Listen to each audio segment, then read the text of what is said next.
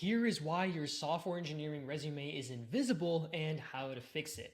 Just a little bit of proof. I did get new grad offers from Amazon and Google. Here's the Amazon offer letter. Here's the Google team matching email. I'm also the one that built the machine learning section of the NeetCode platform. And if you click GPT Learning Hub over here, this is actually my company and my other YouTube channel where I teach AI and machine learning. This was a collaborative project that I did with NeetCode. I also run a community where I help people land software engineering jobs. You can see one of my students, Kevin here, just got an offer from Visa, which is absolutely insane. And he's also in the interview process with OpenAI right now, which is just mind-blowing. And so I know what you're doing right now. You're applying to jobs on this GitHub repository over here, the simplified GitHub repo. Maybe you're even using Handshake if your college has Handshake. And let's be real, you've been applying, but you're not getting any interviews. You're literally just getting rejection emails or getting ghosted. And the reason for that, I can guarantee you, is your resume. Your resume is completely invisible to recruiters. You've probably had a few friends take a look at your resume. You've watched some resume tutorials on YouTube. You're using the common resume template that everyone says to use, yet you're still not getting any interviews. Well, how do I actually know that the reason you're not getting interviews is your resume?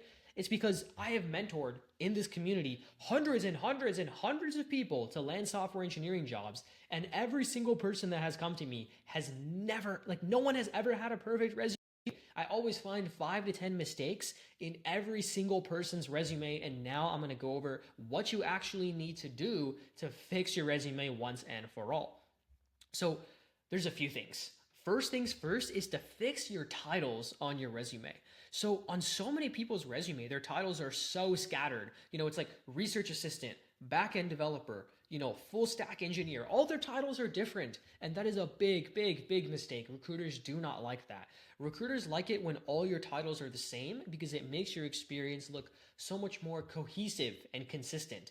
Software engineer, software engineer, software engineer. That's what recruiters want to see. It makes you look so much more organized and cohesive in terms of your work experience. I know that sounds dumb because obviously full stack development is it's like a subset of software engineering. So I know it sounds dumb, but I promise this is something that recruiters care about. These are the strategies that literally got me into Amazon and Google, and it's helping all of my students get offers these days. So again, fix your freaking titles. And another reason why the titles are important is because ATS looks for them as well. So if you're applying to a software engineering job, the job title says like software engineer, but then on your resume, you've titled your previous experiences as like full stack developer. Well, ATS is just totally going to look past that, and it's going to think you don't have any previous titles or work experiences as a software engineer, which is absolutely BS. I know that, but trust me, this is just part of the system. This is kind of the unwritten rules that nobody really talks about for some reason. And again, this is literally what helped me get into Amazon and Google, and it's what's working for all of my other students right now. I know it sounds like such a tiny thing, but just that one thing, changing your titles, can make a huge, huge, huge difference. Or the next thing I'm going to get into is the technical skills section of your resume. And this should always be at the bottom, by the way. And a lot of people don't have this many keywords on their resume, right? A lot of people are afraid to put skills on their resume that they're not super, super proficient with. And I get that. I totally get that. But that little bit of fear is actually holding you back, because the truth is, companies scan for certain keywords on your resume to see, who makes it past that initial resume screen. So you need to just put as many keywords on here as possible. I give you permission to do that. And again, my one caveat or my one disclaimer is don't put stuff that you've literally never even heard of. Like, make sure you're at least vaguely familiar with a tool or framework before you add it to your resume. But as long as you know like the absolute very basics, just throw it on there. Like, a lot of other YouTubers are afraid to say this because they're on some kind of like moral high horse. They're like virtue signaling. I don't really care. I'm going to always keep it real with you and just give you the advice that you need to hear that's going to help you get more software engineering interviews. So technical skills section, literally just put as many keywords on there as possible, and I promise you will get more interviews. All right, so we went over the titles. We went over the technical skills section. The next thing is the education section. So if you are a student, new grad, or junior engineer, you should actually have your education section at the top of your resume. And the reason for that is because If you have your education section at the bottom of your resume, recruiters are gonna think you're some kind of senior, more advanced engineer with like 5, 10 years of experience. But that's not a good thing because then they're gonna judge you way more harshly and they're just going to expect way more out of you. And again, I know that sounds silly because recruiters should be able to look at the dates on your resume and realize that you're still a junior engineer or like a new grad or a student. But dude, recruiters only skim resumes for 7 seconds. A study actually showed that that's like the rough average that recruiters spend on each resume.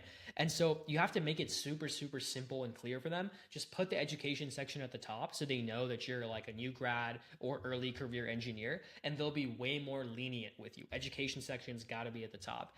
And the last thing that I want to tell you about is the actual bullet points, right? like the actual bulk of the resume, what you're saying in every single bullet point.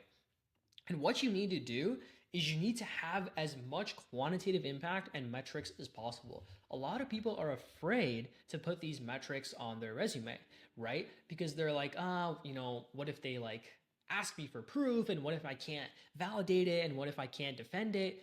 Dude, no one's going to ask for actual proof. Just make sure the metrics are reasonable and something that you could reasonably defend if asked about in an interview.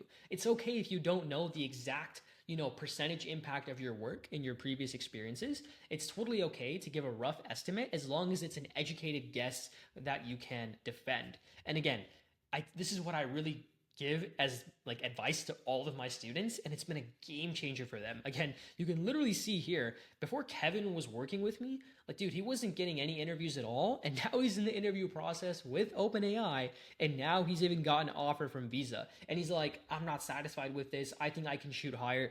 Bro is an absolute demon, he's a monster. This advice actually works, so please, once you finish watching this video, go and actually make these changes to your resume. You've got to have that quantitative impact in every single bullet point on your resume.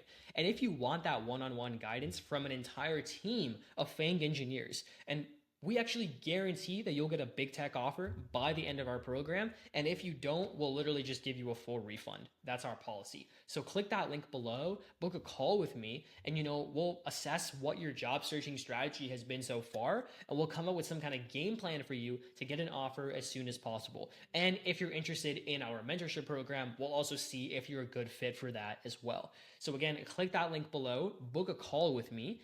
And if you want some more videos to watch where I go over resume, referrals, cold email, everything that you need to get interviews right now, YouTube's going to put some more videos over here. I don't know where they're going to go, but click those videos, watch them next, and I will see you soon.